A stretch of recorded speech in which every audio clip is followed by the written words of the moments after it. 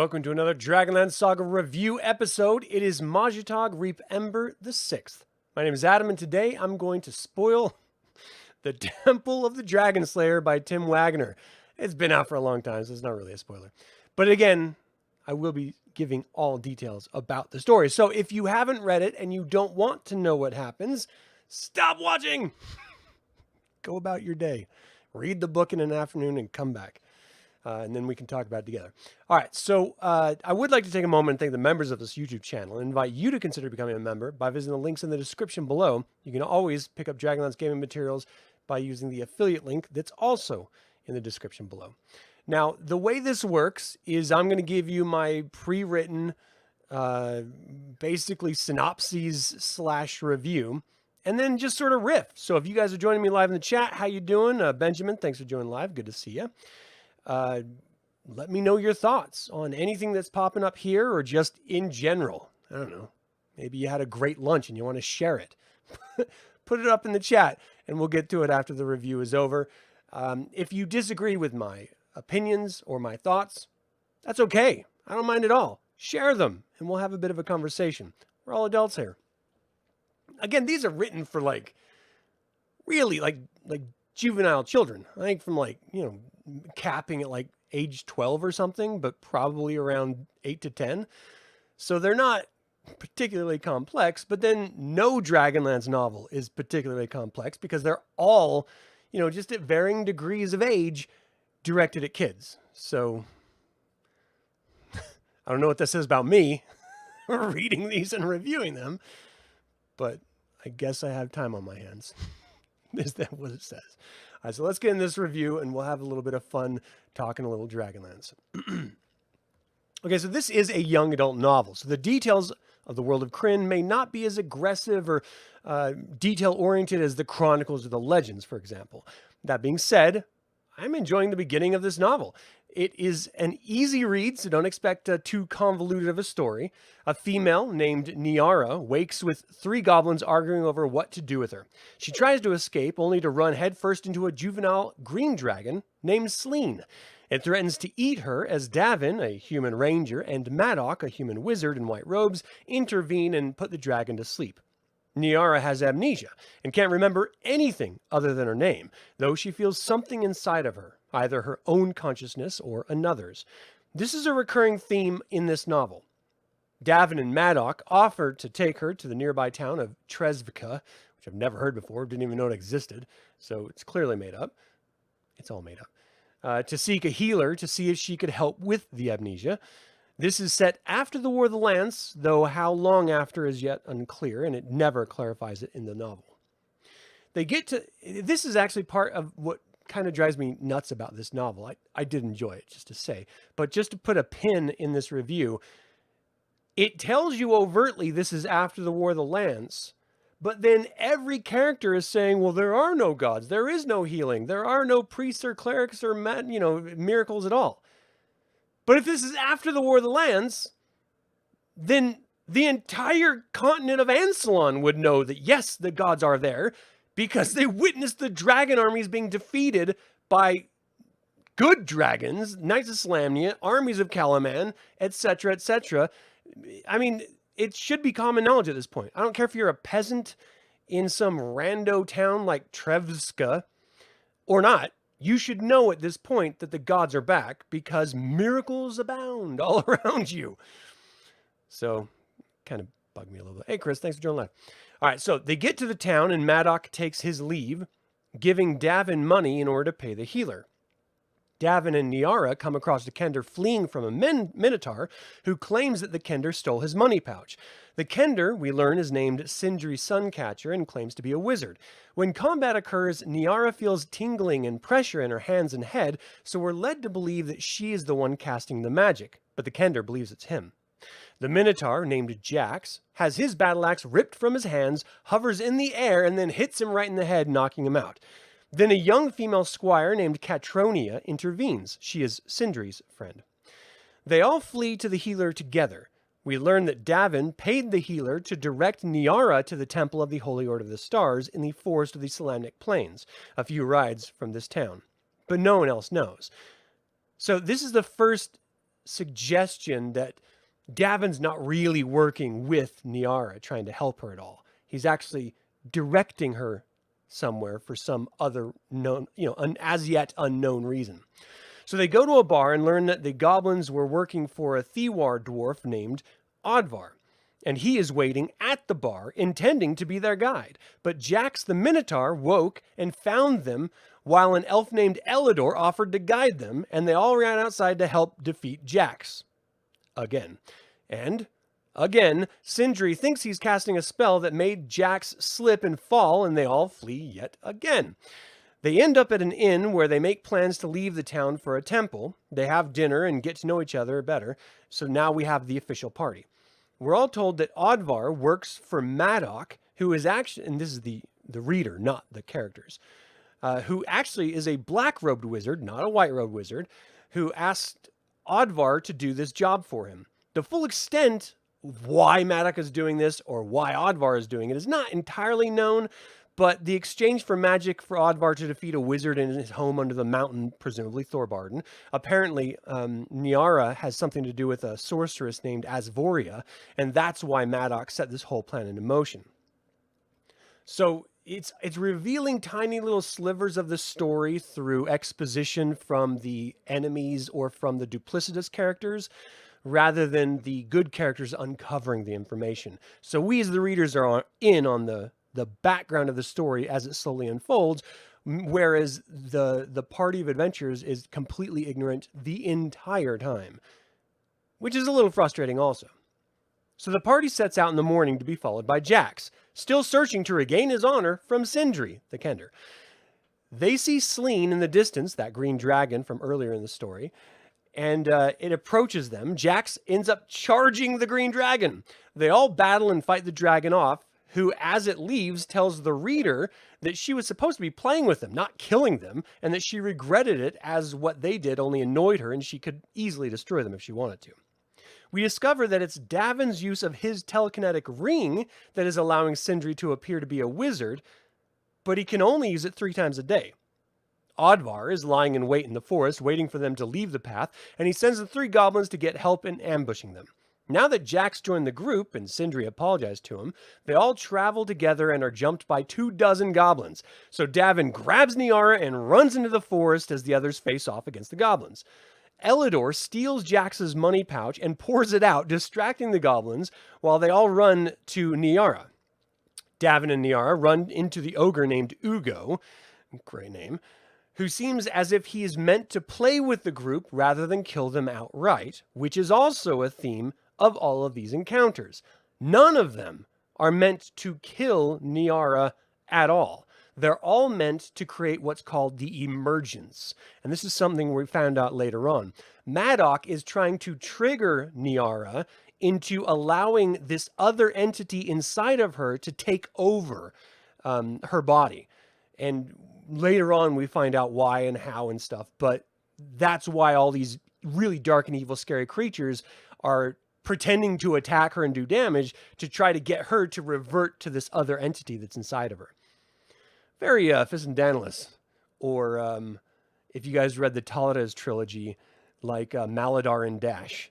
It's this other entity living inside of this other being, using it in order to further its goals of godhood, which is literally the purpose in this particular case too. So it's not an original story. All right, so as if the group, as if they are being filtered into a specific location or encounter. Okay, so Davin tries to use his ring and passes out because he already used it 3 times a day, and apparently that's the result of him trying to use it 4 times a day. As Nearra allows the voice inside of her to call out the name Tarkamelion, which is the true name of a copper dragon named Radon, who is pretending to be a boulder watching this entire thing happen right now. Raiden answers the call and fights the ogre that the others were facing off against together after catching up to Nearra.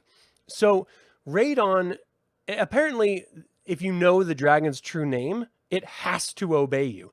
I remember this from, like demonic lore or like devil lore, in old AD&D, where if you spoke their real name, you could control them, or if you knew their real name, you could control their actions.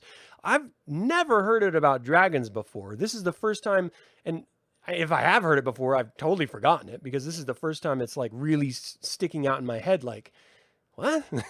Why? Why does he have to do it just because she said his name? That's weird. So, after the dragon slows the ogre, which is the way he defeated it, because he's a good dragon and he doesn't want to kill for no reason, it addresses the group, asking who the wizard was that called his true name. And Sindri the Kender claimed to be the only wizard, so Radon said that he would play along with the ruse, knowing full well that that was not the truth. We discover that Elidor, their guide, that is leading them to the Tower of the Holy Order of the Stars, is also lying to the group about being a guide in the first place. He's actually a thief. And the more we uncover, the more the convoluted story is, the more the story is getting convoluted. I should just read the damn script and not try to extrapolate from my notes here. So Elidor planned on robbing the temple or the party, but ends up becoming friends with them. So he came clean about who and what he was. They were given directions by Radon in order to get to the temple, and Radon tells them to go check on his lair. Tells them that he has to leave to go check on his lair. Sleene, the green dragon, was contacted by Madoc in order to take care of Radon, who went flying after him and attacked him mid-flight. He hurt Radon's wing and then left him. Radon then landed into the forest unconscious. Like he passed out when he went down. It must have really hurt him. So the group arrives at the path to the temple, but were ambushed by armies of goblins this time. As Jax attacks the army of goblins head on, Davin once again grabs Nearra's hand and flees right into the past, followed by everyone else. Ugo is standing on top with Odvar, and he lassos Nearra and pulls her up, and then Odvar knocks her out with a sleeping potion. They all take her into the Underfell, which is an old pre-cataclysm sunken village. The party searches for it, discovers the secret lair, enters after the goblins, and ends up rescuing Nearra. On the way out of the sunken city, Ugo, the ogre, discovers the party, chases after them, ends up breaking some pillars and causing a cave-in, sealing the bad guys inside the city and the good guys out of the city.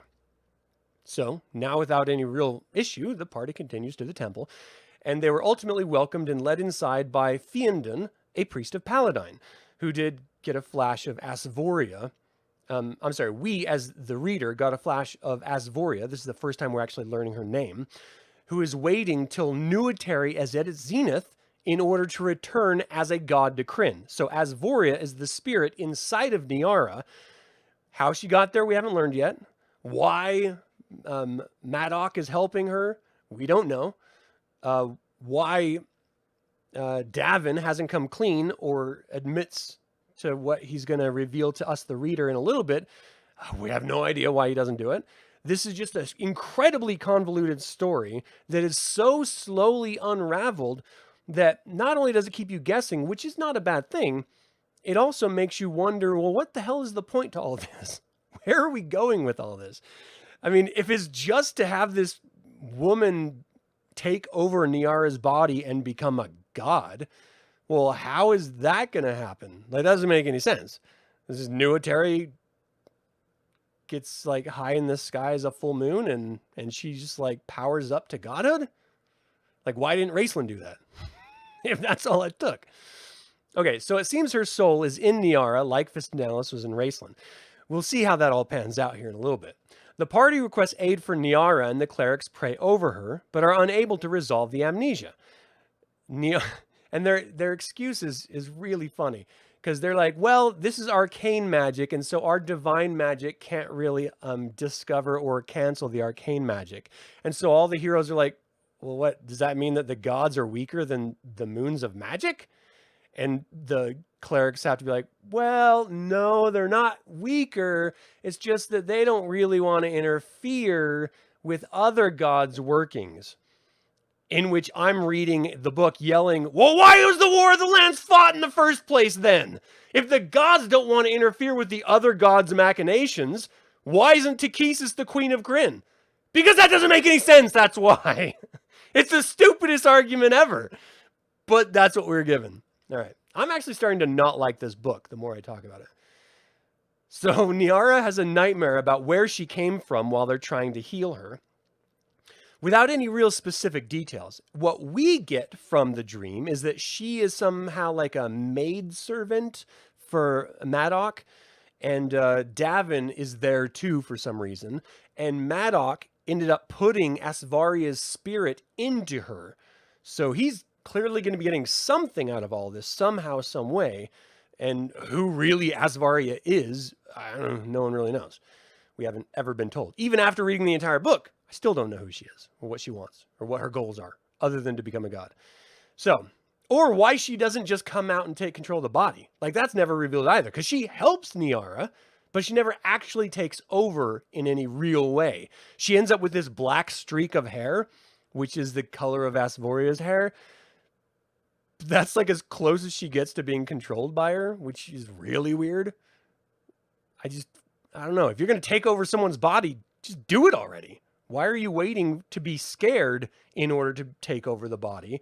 And then if a green dragon trying to eat you isn't enough to terrify you to take over the said body, what exactly are you waiting for?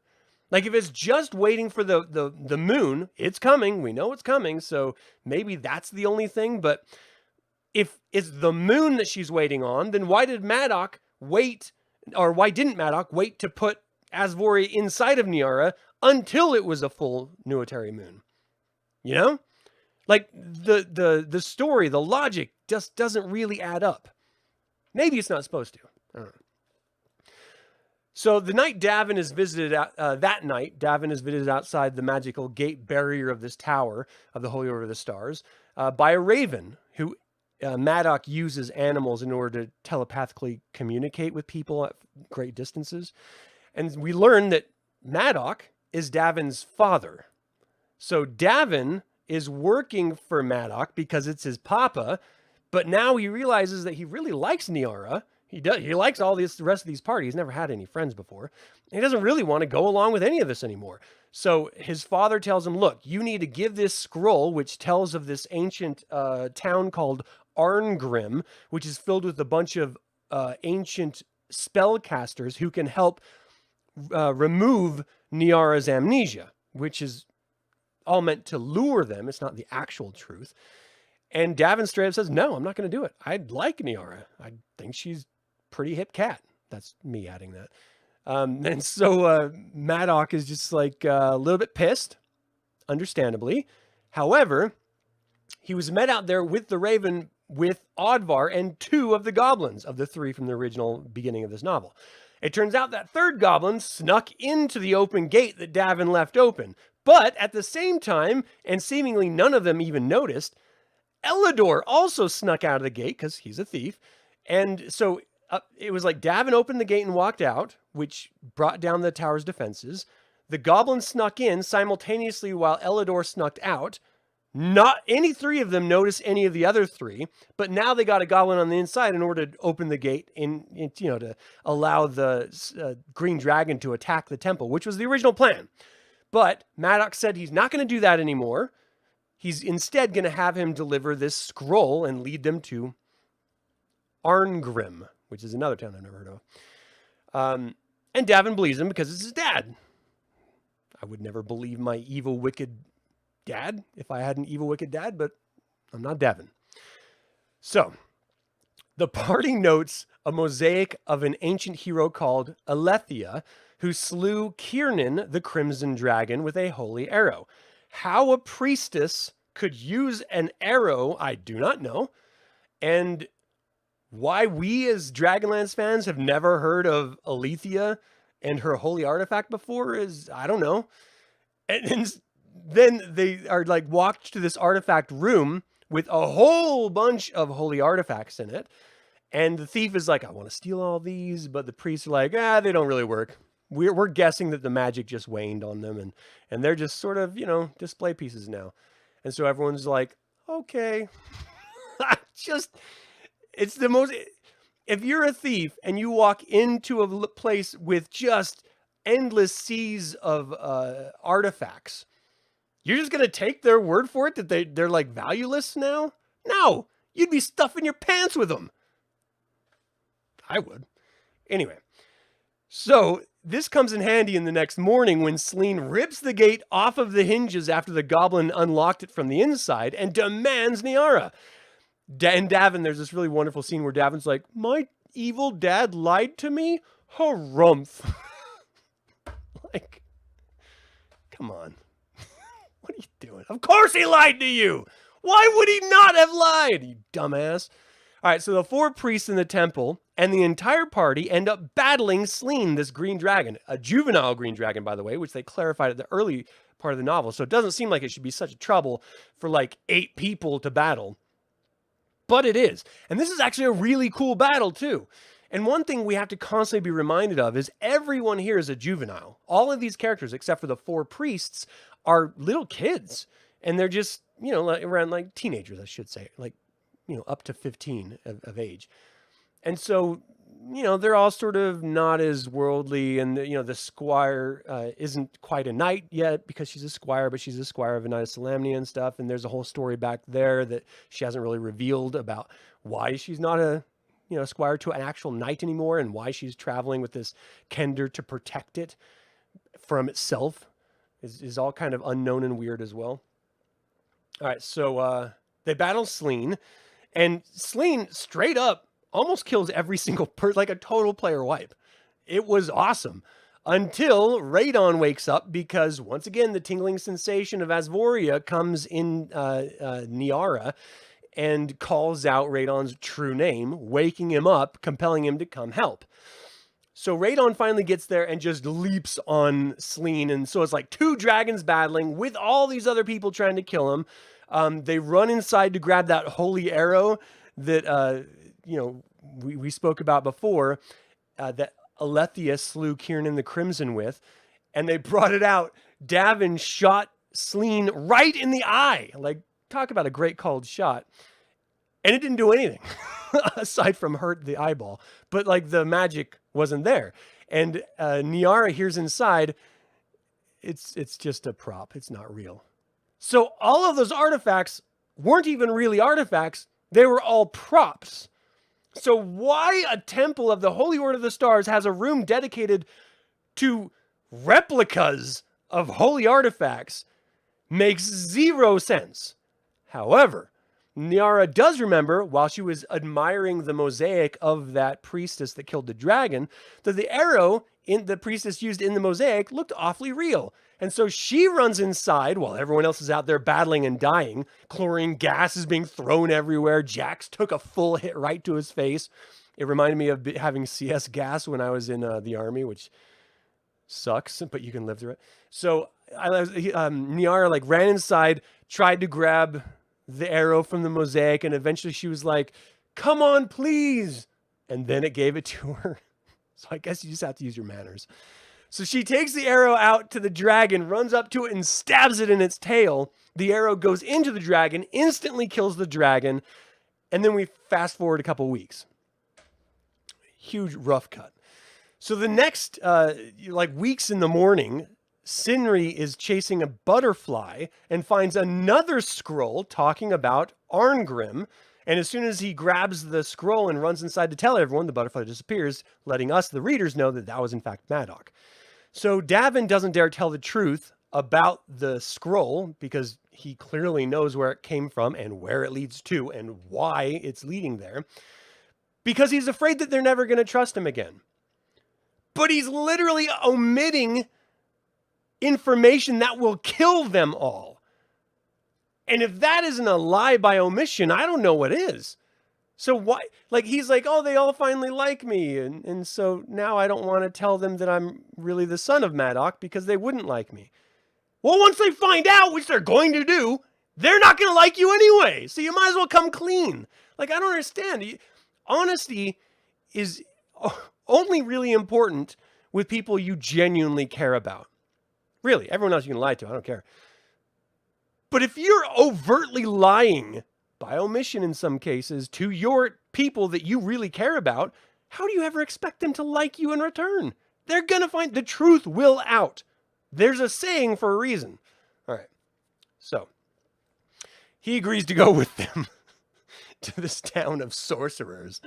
Jax stays behind after having nearly died from the full hit of breath weapon from Sleene in the face in order to guard the tower. Maddock nearly made Asvoria emerge from within Nearra during that battle, but will continue to try to make it happen in the next book, apparently.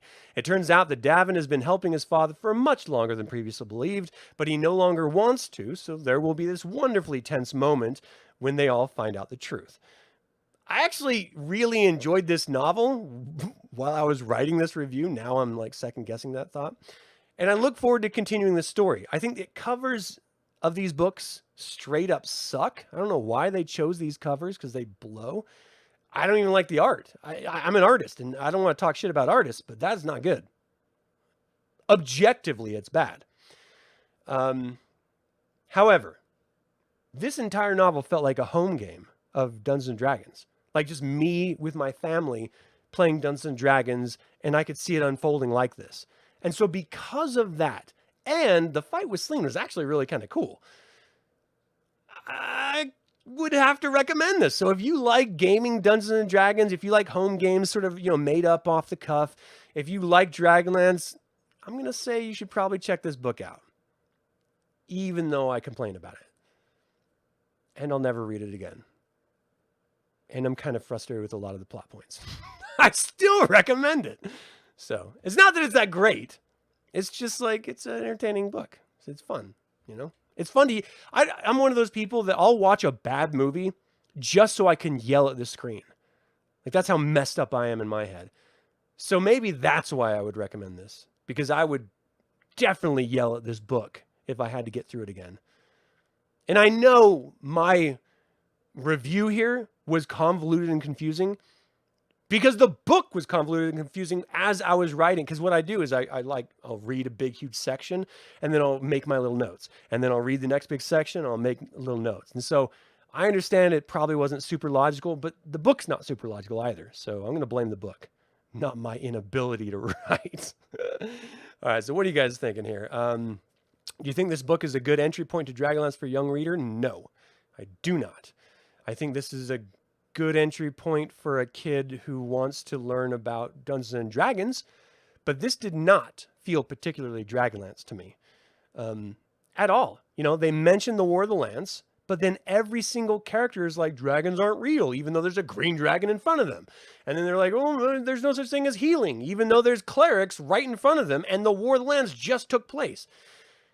They're like, the gods don't really exist, except the fact that the War of the Lance just took place, proving the gods do exist. So there's a lot of logical fallacy happening. Just doesn't really make sense. So have your kids read it for the fun of a weird story and a fantasy story. Not a particularly good one. I would recommend other ones. But maybe the young adult version of Chronicles, because those were released. They're like these, except it's about the Chronicle trilogy. So that would probably be a better entry point. Though I haven't read them, so I can't vouch for them. Maybe after Dragons of the Summer Flame? Yeah, maybe. So let's see. You started the Choose Your Own Adventures books? Yeah, those are great, dude. I love those. Let's see. Hey, Andrew, thanks for joining live. Murtis, thanks for joining live. Good to see you. Arrakis, what up? Brent, how you doing? Maui, nice. I hope the weather was good over there. It's not over here. All right, the armies of goblins made you think there was ever a DL book about goblins. There are later books about like goblin leaders or something. It's like late in the 5th Age or something. I haven't read them, so I can't really say, but I'm pretty sure there's a trilogy about them. See, the longer Adam talks about this book, the less he likes it. Yeah, well, welcome to my head. Trees, how you doing? Thanks for joining live. Gold Moon, how you doing, hon? Good to see you. See, there was a whole trilogy about goblins and the founding of Goblin Nation. That's what it was. Yeah, it is out there. Let's see. It's a shame that Celine the dragon died. Well, it was, it's Celine, not Celine Dion, but S-Lean, like thin or something. I don't know. But it wasn't a very good character. Like the whole time Celine was ever on screen, she was just messing with people. Like she was not actually being threatening, like deadly threatening. She was all just messing around with people to try to get this creature to pop out of Nearra's consciousness or take over Nearra's consciousness. And what we really realize from this book is that Nearra's no one special. She's just a maid. You know, she was just working for Maddock and Davin. And it was Maddock who then decided to use her as the host for this sorceress woman. And so we don't really know why still after the first book. And I don't necessarily need to know why after the first book. There's supposed to be like 6 of them. So I'm sure the story will unravel and it'll become less convoluted and stuff. But just as a first entry point, it seemed like they revealed enough information to make you think we should be getting all of it, but then they don't give you all of it. And so, I don't know. For me, it's a little frustrating. You have a cleric in chat. Yeah, for real. Hey, Michael, how you doing? Okay, so the character of Nearra. She's fine. She's a maid. She doesn't have any memory about who or what she is. We're really going through this through her mind most of the time. But the way it's written, it's not really like she's the hero because she immediately connects with everyone else. And so it's the party that's the hero, not her. And the problem with the party is that the Kender never really truly feels like a Kender, because the Kender is always on this weird leash that seems to be effective by the Knight of Slamnia Squire, Catriona. And so Catriona doesn't really feel like a knightly character because she's not. She's a squire, and they're all kids. And so they're all kind of shitty at whatever they try to do. It's just weird that everyone is so trusting. Like, the War of the Lance just ended. Why would you be wandering around just trusting every other person that says anything to you? They all believe everything as truth the first time it's ever told to them, which is the most naive, stupid thing. These people would not survive a night in any of my games for Dragonlance. Like, if you're that naive, you don't deserve to live in Krynn, as far as I'm concerned, unless you're staying in your mom and dad's house until you're old enough not to be so stupid and naive. Like, you don't just believe what anyone ever tells you. You have to, question all things. That's what I do. All right. So, Jax is an interesting character as a Minotaur. He's a bit of an idiot. Like, our first exposure to him is chasing after Sindri the Kender for having stolen his money pouch. He ends up getting the money pouch back after he was knocked out by his own axe. And then he goes and hunts after them again, and then he magically slips and falls and gets knocked out. And then he wakes up and he goes after them again. So he's a straight up moron. And it actually had this moment where he was like, what should I do? I have a job that I should go do because I promised to do the job, and my honor is on the line. But this Kender messed with me, so my honor is on the line. I'll go quit my job. Like, that's literally his thought process. And so he went and quit his job so he could go chase after the Kender to get his honor back. What kind of messed up version of honor does this Minotaur have that it's more important to chase after an idiot Kender? It's not like he's never known Kender before. Or contractually follow through with the job you signed on to. It's the most ridiculous thing ever. And then as soon as he gets with the group, rather than dealing with them or hiding from the dragon, he's like, I'm going to face the dragon one-on-one. And he charges the dragon straight up. And the rest of the party is like frozen in fear because it's a dragon. And he's just like, I don't care. I'm a badass Minotaur and I need to get my honor back by defeating the dragon. And so after the dragon leaves, because all it wanted to do was provoke that spirit to come out of Nearra, and it didn't work, so it left.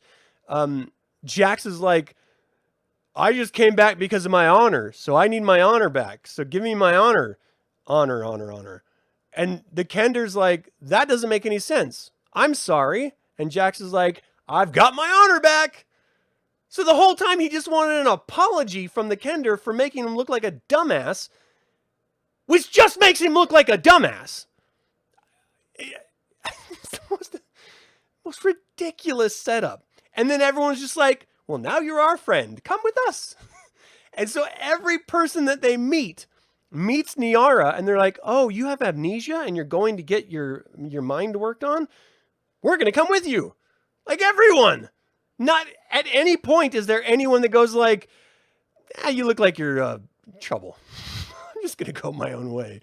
Or question anything, or, it's just, everyone's just like, "Oh, she says she has no memory. We all believe it. Let's go help her." All right. I actually don't like this book anymore. I'm just talking myself out of it.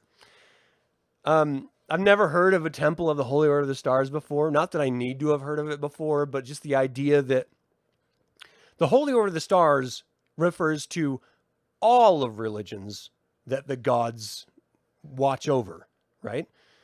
So if you have a temple devoted to the Holy Order of the Stars, the assumption would be that it's all of the religions, not just the good ones, not just the neutral ones, but the evil ones as well. Because that is the Holy Order of the Stars. But it only lets good people in when the good priests inside allow them to come in.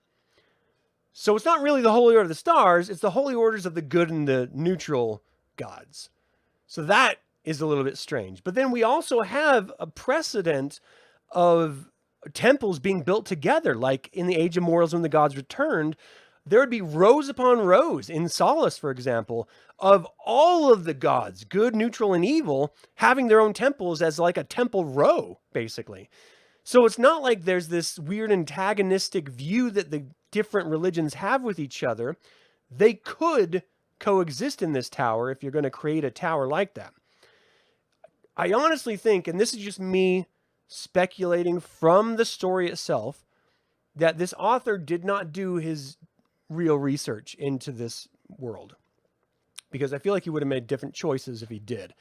And if he did do that research, I just disagree with the approach he took, which is fine. Everyone has their own opinions about this world.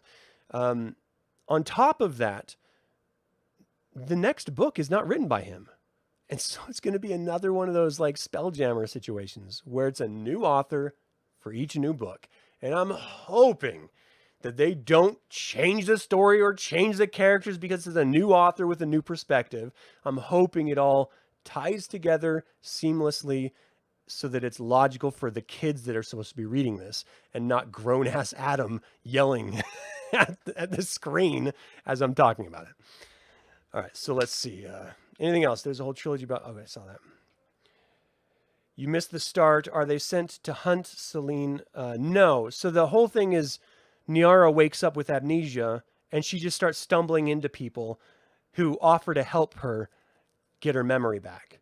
Like, that's the entire setup.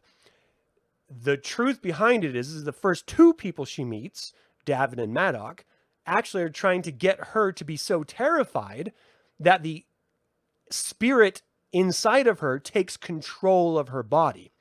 Maddock thought it would be easier for the spirit to take control by wiping all of Nearra's memories. And so they're trying to put her in positions with, at first it was 3 goblins, and then it was the dragon Celine, and then it was the dragon again, and then it was more goblins, and then it was an army of goblins, and then it was an ogre, and then, it's just, they keep throwing all this stuff to try to terrify Nearra into allowing the spirit to take control of her body. What the spirit's supposed to do once it has control of her body, I have no idea. And they never even said that at all. So, whatevs. Adam hates the book. Changed between when he read it and now. I think it is you. I think it is your fault, Chris.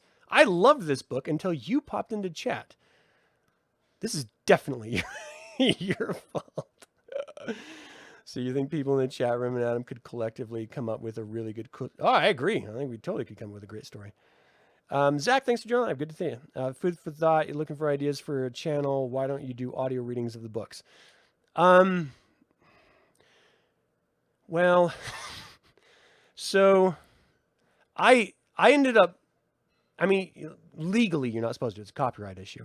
I had the Dragonlance film on this channel originally, but people were coming to the channel just for the film and not for the lore videos that I was creating. And so I didn't want this channel to be a copyright gray area channel. I wanted it to be, just about the lore of Dragonlance. So I ended up deleting the movie, so that it's just, you know, based. I mean, I have the songs and stuff, but they can monetize those if they want to. I don't care. Now it's just, you know, lore stuff like that. So I don't really want to create a channel that's going to be reading the novels or anything. One, I don't want to create the copyright issue, but two, I don't have time. So, you know, or desire. I appreciate the idea though. Thank you. That's it. That's all I got. Looks like that's all you guys got. So thank you guys so much for tuning in live. Honestly, I do recommend reading the book. It's a quick, fun read. Think of it as if it was you and your kids, or you as a kid playing with a bunch of friends, Dragonlance. This is the type of adventure that you would go on and experience. So, you know, knowing that this is meant for a juvenile audience, I can accept the flaws a lot more. And it's not really like there's a whole bunch of flaws, because it's just the first book of 6. So, you know, my complaints may be alleviated in the 2nd, 3rd, 4th, and 5th, and 6th books. It's just, this is where I am right now. So I'm breaking up this book. Like, I'm going to read this book, and the next book I'm going to read. I've never read Lloyd Alexander's Chronicles of Prydain. I'm a fantasy fan, but I've never actually read it. I loved The Black Cauldron, the Walt Disney film, and I heard that that was about the Chronicles of Prydain until I looked into it and realized that it's really not connected that much at all. However, I'm going to be cutting this up with another juvenile Chronicles of Prydain by Lord Alexander. I'll be giving those reviews on a different channel and stuff, but for this, it should be like every other week. You'll get, you know, another one of these books. Like my reviews have typically gone through. So, you know, I will get through them. At least these first 6 of the young adult novels. There are a lot more of like trilogies of them, and, you know, released. I'm probably not going to get through those, because it's just, there's other Dragonlance novels that I want to return to or read for the first time that I'm more interested in. So I figured, since I bought these, I might as well read them, right? That's what you get for buying stuff. You feel obligated to do something with it, or I do anyway. All right, so that's all I got. I hope you guys have a great day. Thank you so much for tuning into my review of Temple of the Dragonslayer by Tim Waggoner. What do you think about the first of the New Adventures novels? Do you have a favorite novel in the series? You can always email me at info@dlsaga.com or comment below. For those of you joining live, thank you so much for your time and attention. I do genuinely appreciate it. If you're catching this after the fact, maybe try tuning in live next time. I'd love to hear from you. I would like to take a moment and remind you to subscribe to this YouTube channel if you're not already. Ring the bell to get notified about upcoming videos, and click that stupid like button. It goes to help other Dragonlance fans learn about this channel and its content. And this channel is all about celebrating the wonderful world of the Dragonlance Saga, the good, the bad, and the ugly. Thank you so much for joining me in the celebration. Until next time, Slanjavar.